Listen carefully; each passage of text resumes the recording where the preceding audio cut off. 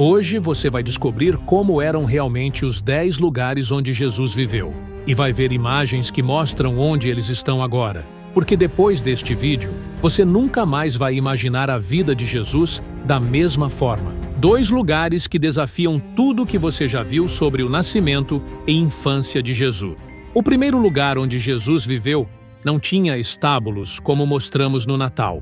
Lucas 2:7 menciona uma manjedoura, porque as casas judaicas tinham arquitetura específica, família no andar superior, animais no térreo durante o inverno para aquecimento. Maria deu à luz no térreo de uma residência normal, onde o coxo de pedra alimentava o gado da família. Não era extrema pobreza, era a vida cotidiana da época. Belém, então, era uma comunidade pequena, dedicada à criação de ovelhas, conforme Miqueias 5:2, que a chama de pequena entre os milhares de Judá. Campos de pastagem se estendiam ao redor. Pastores vigiavam rebanhos ao ar livre, conforme Lucas 2:8 descreve. Belém hoje é uma cidade palestina moderna. A Basílica da Natividade, construída em 339 d.C., domina o centro histórico. Visitantes descem a Gruta da Natividade através de uma entrada baixa chamada Porta da Humildade, onde uma estrela de prata marca o local tradicional do nascimento. A mudança é evidente. Campos abertos deram lugar a construções urbanas. Onde pastores circulavam livremente, agora há muros de separação e controle militar. Mas as colinas preservam olivais e vinhedos, que Maria e José reconheceriam. O segundo lugar revela uma infância totalmente diferente do que imaginamos. Nazaré era tão irrelevante que Natanael perguntou: "Pode vir alguma coisa boa de Nazaré?", conforme João 1:46. A pergunta demonstra o desprezo regional que a aldeia enfrentava. Escavações arqueológicas confirmaram que Nazaré do século I era extremamente pequena. As residências eram cavernas naturais, ampliadas com muros de pedra calcária branca na frente. Jesus literalmente cresceu numa casa-caverna. A aldeia ocupava uma única encosta rochosa. Crianças exploravam cavernas naturais. Mulheres coletavam água em cisternas escavadas manualmente. O trabalho principal era agricultura de subsistência e criação de cabras. Nazaré hoje é a maior cidade árabe de Israel. A Basílica da Anunciação, concluída em 1969, é a maior igreja do Oriente Médio. Sua arquitetura moderna sobrepõe-se às escavações que preservam restos da aldeia original. A expansão urbana transformou colinas inteiras. Ruas pavimentadas substituíram trilhas de terra. Edifícios residenciais ocupam encostas onde antes só cabras conseguiam subir. Mas elementos permanecem. Sob a Basílica moderna, arqueólogos preservaram fundações de casas do século I. Cisternas antigas ainda funcionam. Fornos de pedra mostram onde famílias preparavam alimentos. A vista do alto continua impressionante. Jesus tinha perspectiva completa do Vale de Jezreel, região considerada entre as mais férteis do mundo. Campos de cereais se estendem até o horizonte como um mar dourado. Hoje, essa mesma vista inclui elementos modernos. Torres de comunicação pontilham as colinas.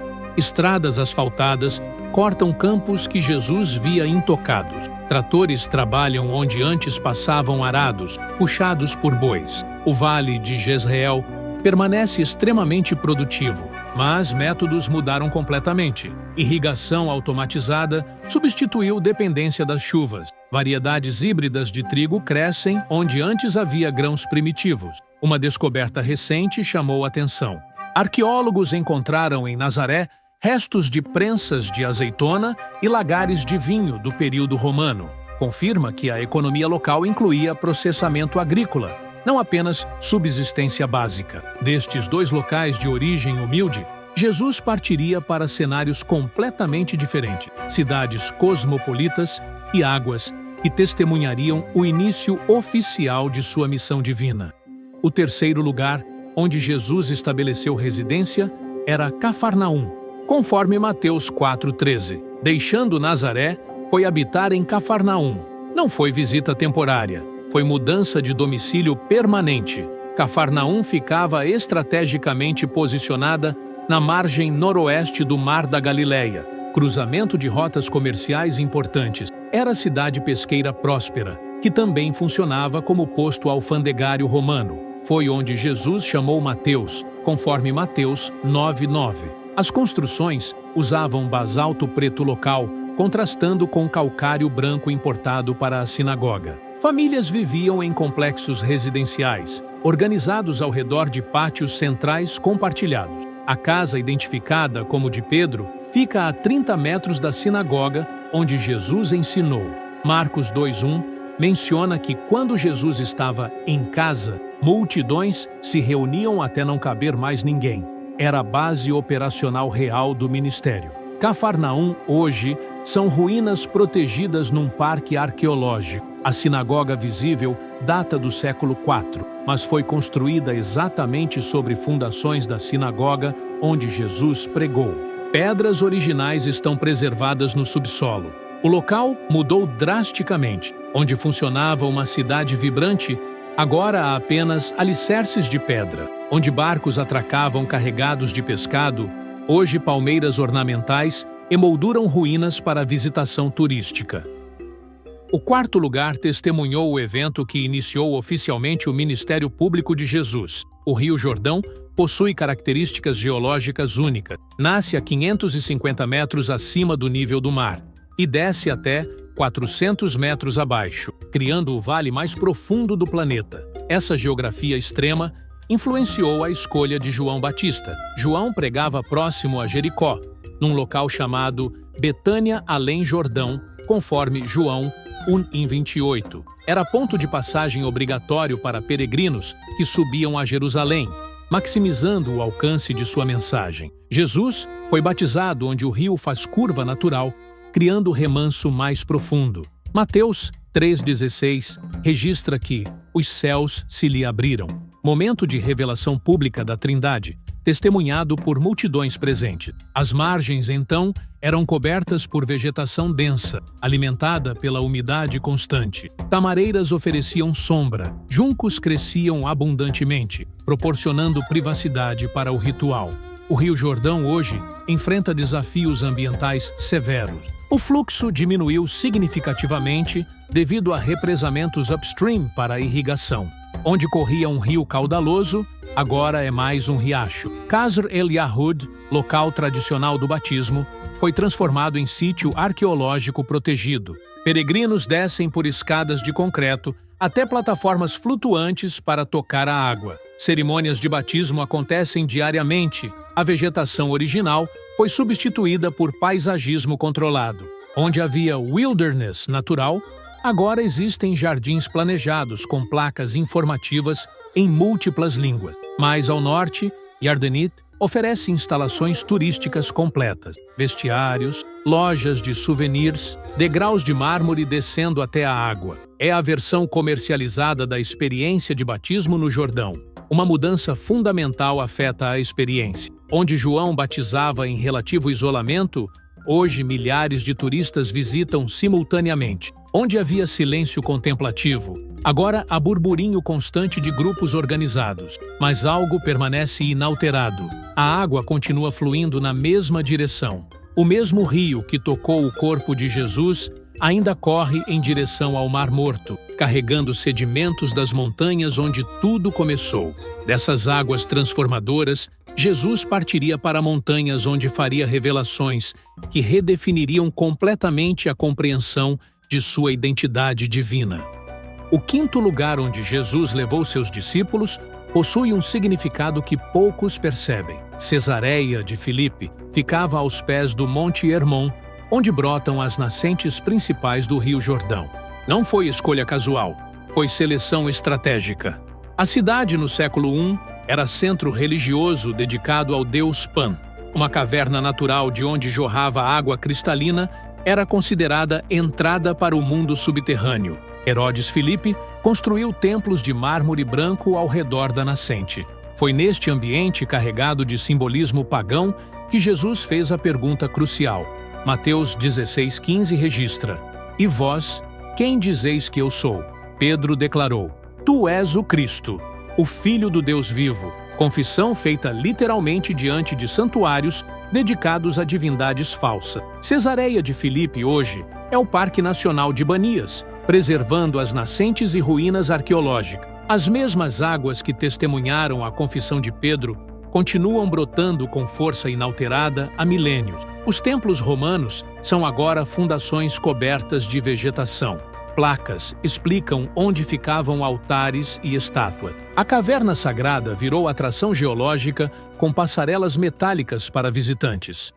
O sexto lugar oferece a vista mais emocionante de toda a Terra Santa. O Monte das Oliveiras proporciona perspectiva única de Jerusalém, elevando-se 818 metros acima do nível do mar no lado oriental da cidade. Lucas 21:37 confirma que Jesus passava a noite no monte que se chama das Oliveiras. No período do Segundo Templo, o monte era coberto por pomares centenários. Algumas oliveiras tinham troncos tão volumosos que várias pessoas não conseguiam abraçá-las completamente. Era propriedade privada de famílias que extraíam azeite para comercialização. Deste ponto elevado, Jesus contemplava o templo de Herodes em toda sua magnificência. Pedras douradas brilhavam ao nascer do sol.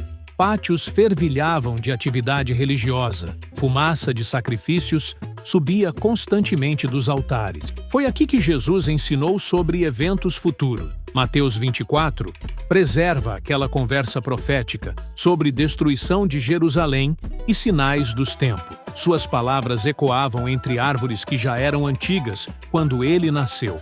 Lucas 19:41 registra que Jesus chorou sobre ela ao avistar Jerusalém deste monte. Suas lágrimas caíram sobre solo que absorveu tanto alegria quanto tristeza ao longo dos séculos. A vista panorâmica de Jerusalém permanece espetacular, mas completamente transformada. Onde Jesus via o templo dourado, hoje brilha a cúpula da rocha muçulmana. Onde havia muralhas antigas, agora se ergue cidade moderna com arranha-céus. Milhares de lápides brancas refletem sol, onde antes folhas prateadas de oliveiras tremulavam na brisa. É necrópole urbana, substituindo o pomar rural produtivo. Mas elementos sobreviveram. Cientistas confirmaram que 8 oliveiras do Getsêmani têm idade superior a 900 anos. Suas raízes tocam o mesmo subsolo que sustentou as árvores contemporâneas de Jesus. O Vale do Cédron, entre o monte e Jerusalém, preserva a configuração geográfica original. Jesus caminhou pelo mesmo leito seco, subindo em costa íngreme em direção aos muros da Cidade Santa. Uma alteração fundamental marca o local. Onde Jesus orou em escuridão completa, agora luzes artificiais iluminam permanentemente jardins e monumentos. A intimidade noturna foi substituída por visibilidade constante. Destas alturas contemplativas, Jesus desceria para vales onde experimentaria a intimidade humana em sua forma mais pura e vulnerável.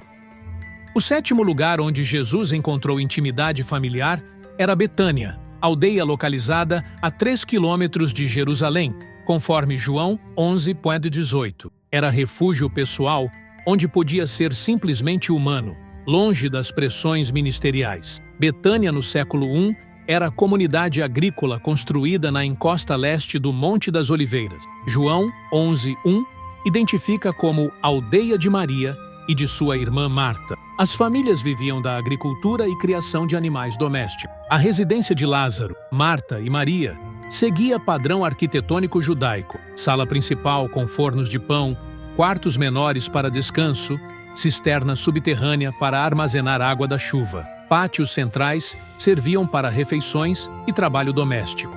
João 11:5 registra explicitamente: Jesus amava a Marta e a sua irmã e a Lázaro. Era relacionamento genuinamente familiar, não apenas hospitalidade religiosa protocolar. Esta casa oferecia ambiente onde Jesus podia relaxar completamente. Foi aqui que aconteceu a ressurreição mais detalhadamente documentada. João 11 preserva especificidades. Lázaro estava morto há 4 dias, enterrado conforme costumes judaicos, sepultado em caverna fechada com pedra. Betânia hoje se chama Al-Eizaria, nome árabe derivado de Lázaro. É cidade palestina que se expandiu muito além da aldeia original.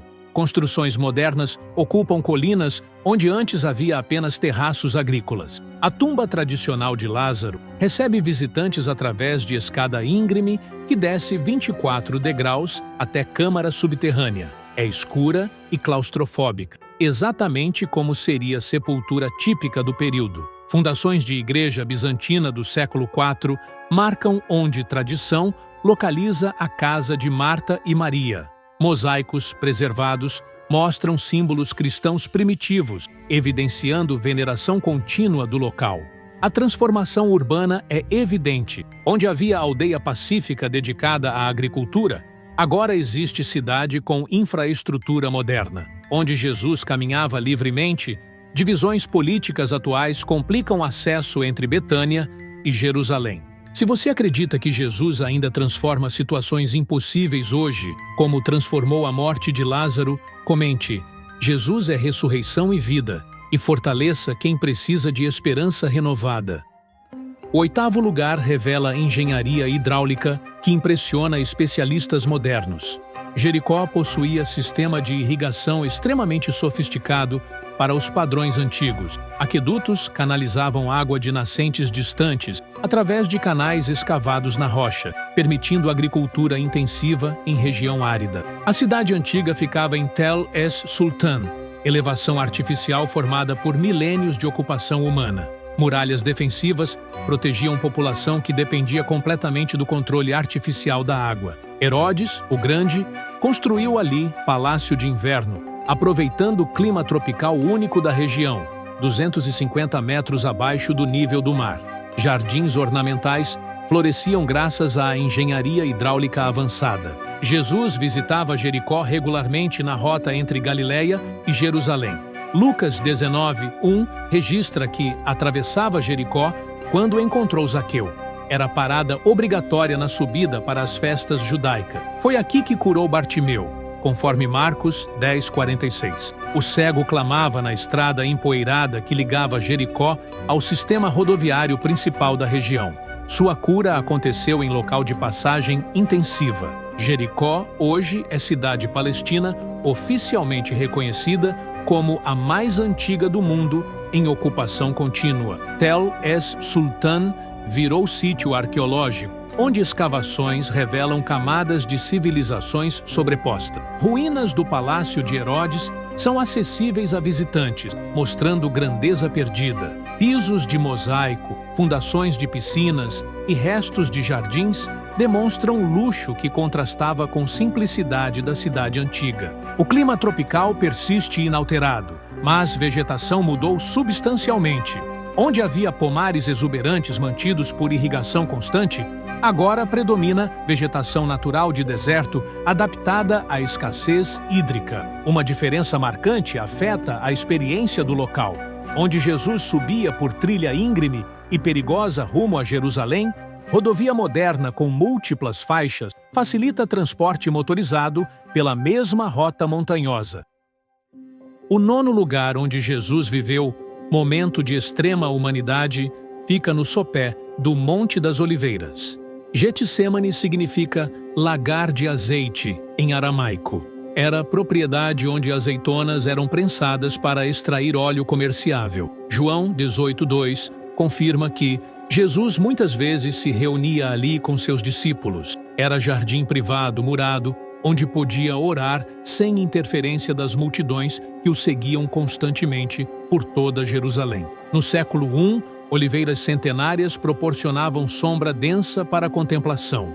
Plantas aromáticas cresciam selvagemente entre as árvores. Era santuário natural ideal para comunicação íntima com o Pai Celestial. Mas na quinta-feira da Paixão, tranquilidade se transformou em cenário de sofrimento indescritível. Marcos 14:33 usa termos gregos que descrevem terror paralisante. Começou a ter pavor e a angustiar-se. Lucas 22:44 registra fenômeno médico conhecido como hematidrose, sendo o seu suor como gotas de sangue caindo sobre a terra. Estresse psicológico extremo rompeu capilares subcutâneos, misturando sangue ao suor. A oração: Pai, se possível, "Passe de mim este cálice", ecoou 3 vezes, conforme Mateus 26:39. Palavras revelam luta interior que demonstra total humanidade de Cristo, enfrentando o prospecto de sofrimento inimaginável. Getsemane hoje está drasticamente alterado, mas preserva elementos surpreendentes do passado. A Basílica da Agonia, construída em 1924, protege rochas onde tradição localiza a oração de Jesus. 8 oliveiras milenares continuam crescendo exatamente onde sempre estiveram. Seus troncos retorcidos e parcialmente ocos demonstram idade extrema. Especialistas confirmam que brotaram de sistema radicular ainda mais antigo. O jardim original foi cercado por muros altos e grades ornamentais. Onde antes havia acesso livre para a oração privada, agora existe controle rigoroso de visitação com horários limitados e multidões organizadas. O 10º lugar dividiu a história humana em antes e depois de Cristo. Gólgota era a elevação rochosa fora dos muros de Jerusalém do século I. Lugar da caveira, em aramaico, funcionava como local de execução romana, estrategicamente posicionado numa estrada movimentada para maximizar impacto psicológico. A crucificação era espetáculo de terror público. Romanos executavam criminosos em locais visíveis, onde comerciantes e peregrinos passassem constantemente. Gólgota ficava na via principal que conduzia ao norte da cidade. João 19:17 registra que Jesus, carregando ele mesmo a sua cruz, saiu para o lugar chamado Calvário. A via dolorosa subia da fortaleza Antônia através de ruas estreitas, pavimentadas com pedras desgastadas por milhões de pés. O Gólgota original era formação calcária nua sem vegetação. Rochas esbranquiçadas pelo sol formavam elevação que lembrava crânio humano. Lucas 23:33 registra simplesmente: "Crucificaram-no ali. Entre 2 criminosos, Jesus foi pregado em cruz romana padrão, poste vertical fixo com trave horizontal, que condenados carregavam ao local de execução.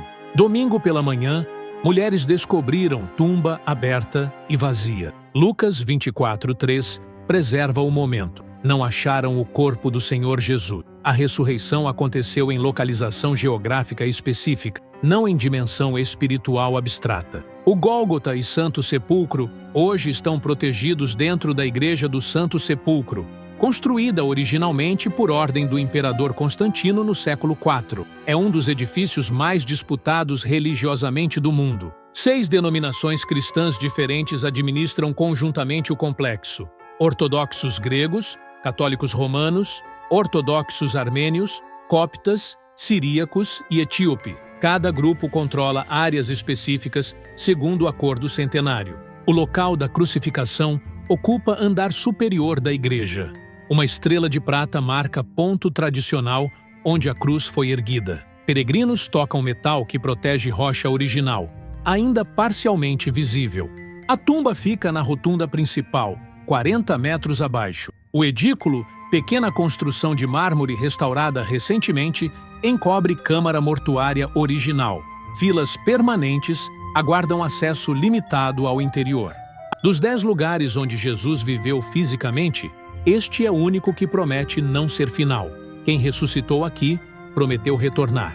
Quando isso acontecer, locais que preservamos como memórias se tornarão realidades presentes novamente. Agora clique no vídeo na tela para saber como era a vida dos primeiros humanos da história. Como caçavam, se alimentavam, acasalavam. Clique no vídeo na tela, agora.